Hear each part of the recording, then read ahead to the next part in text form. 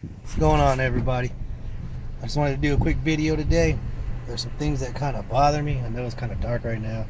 I'm sitting in a truck at work, but I wanted to talk to you about racism in the workplace. I just recently had an incident, tried to report it, and apparently it seems like it's okay as long as you say sorry. So I just want to kind of address it, get some people's thoughts, feedback, comments, things like that. What I should do. I know what I want to do, but I just don't know if it's the best thing to do. But all in all, I work, in fuels. Like I said in one of my past videos, out here in San Antonio, at one of the bases, and I'm just a driver, refuel.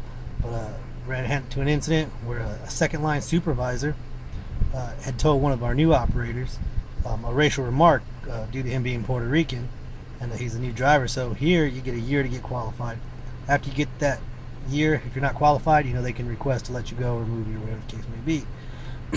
Well, this supervisor, Christopher Harnish, again, it's already all documented. I have a complaint written up, and everybody else knows that he did say it. He admitted to it himself. That's why I said his name, so there's no defamation or anything negative. So I just wanted to kind of bring that out real quick. He had told a driver that if you don't have your CDL within your year probation, your ass is going to be back on a plane to Puerto Rico. Yes, he's Puerto Rican, but that's not something that a supervisor should ever say to a new hire, regardless of your race or where you're from, whatever the case may be. There's smarter ways of doing it, but this second line supervisor decided to tell him if he didn't have it done, his ass was going to be back on a plane to Puerto Rico. That's a racial comment, no matter how you want to look at it. A lot of people try to blame it because he's from Boston. They say, "Oh, he's from Boston. That's how people from Boston are," and they got all these little, bull crap excuses. Which that there's no excuse for that type of racial remark being made to a new guy. So all in all, that happened. They scared that new employee. Told him that complaint should have never went outside of our flight, which is the wrong thing a supervisor should say. They're trying to cover it up and protect themselves. I myself decided to write a complaint. I took it to the commander, took it to flight leadership level, and they pretty much blew it off. They protected the supervisor. All they did was made him say sorry.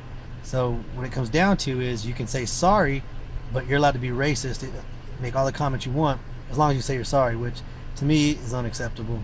They always talk about zero tolerance policies and everything else, but apparently this gentleman is exempt, or there's a double standard, because if I were to do it or another one of the drivers were to do it, they would try to hit us with everything that they could, whether it be trying to fire us, move us, or anything. But I guess being leadership, you're exempt from that. Even the commander said it was taken care of. All they did was apologize to that individual, but what they failed to realize is that it offended other people, me being Hispanic, and there's some other Hispanics and Puerto Ricans at work as well that are offended by it. But apparently it's all good as long as you say you're sorry. So to me, I think that's wrong. I don't think that's enough, especially if they say they have a zero tolerance policy. There's basically double standards here. So I took it to EEO, which is Equal Employment Opportunity, and I filed the complaint again, being the racial remarks that this gentleman had made has now made it a hostile work environment and uncomfortable to be there. Well, unfortunately, EEO, I wrote a complaint up, I put drivers' names, and I put all the detailed information in it, the commander, everything. Flight leadership, Christopher Harnish, the gentleman that made the complaint, or the racist remark, and EEO was like, okay, we're going to go ahead and investigate. They called me, told me, hey, we talked to everybody, and that the commander said it's good to go, that they addressed it.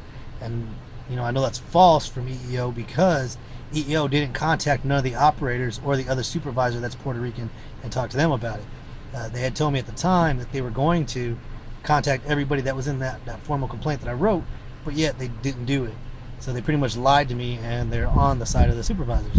So all in all, supervisors are exempt, which isn't right. So, just kind of want to get some feedback from everybody. Leave your comments out there. But to me, racism, there's a zero tolerance for it, especially if they tell you that a sorry is not zero tolerance. That's basically saying, if you're a supervisor, you're exempt, don't worry about it. But anybody else is done for. So I'm just kind of curious as to what you would do if this had happened to you, or if you've experienced it. Where do you take it next? I've already talked about taking it, to a little bit higher level.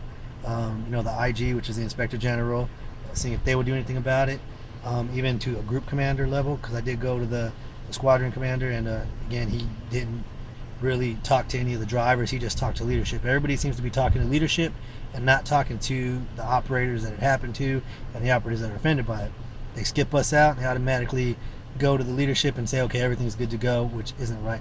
So now this gentleman, the second line supervisor, walks around the shop like he's untouchable, and I guess he can feel that way because he knows that he can be racist all he wants and get away with it, and just by saying sorry. I don't think it's right, and I'm just kind of curious just to see what everybody else thinks about it, and what, some opinions, options, things like that I can do, to say it. Of course, I got to worry about reprisal now because I went, outside of our flight and made this complaint to let them know that I was offended, and other people are as well. But I don't mind doing that if it's something I believe in, because again, no matter what your race is or anything, you shouldn't be telling employees that you're going to be sending them back to where they're from, and things like that. It's just not right as a supervisor. That's just bad supervision, and that you shouldn't be a supervisor if you do stuff like that. So again, just quick little, wanted to address some racism in the workplace. I'm dealing with it myself right now. It makes it basically uncomfortable to be at work. I don't enjoy being at work because of that. But again, I just don't know if elevating it even more is going to do anything, or if it's just a waste of my time, because they're just going to go back to the supervisors, and again, whatever happens, whatever they say is it. So go ahead and leave your comments below. Let me know what y'all think. But racism in the workplace is real. We deal with it everywhere we're at. Like I said, even here in San Antonio at Lackland. So again, unfortunately, I have to work for this supervisor, and there's really nothing I can do. I'm gonna have to interact with him. But again, it's just very uncomfortable knowing that I have to work with this guy. He knows he got away with it, and that he's untouchable is what it seems like. And that's what every other operator here thinks now, is that this guy is untouchable. So, well, that's pretty much it. I just wanted to kind of, talk to y'all about it, see what y'all think. Go ahead and leave your comments below. Again, like, subscribe.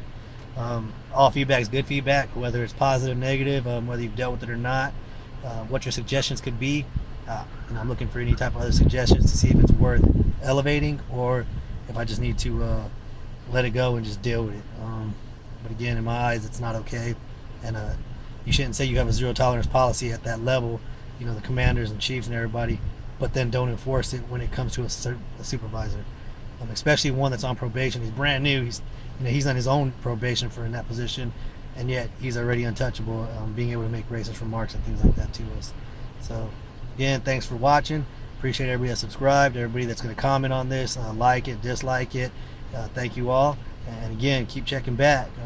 This one was a little bit more serious type of video, so I appreciate y'all watching it, if y'all watch the whole thing. And again, just go ahead and leave your feedback, and I will respond to you. Again, thank y'all.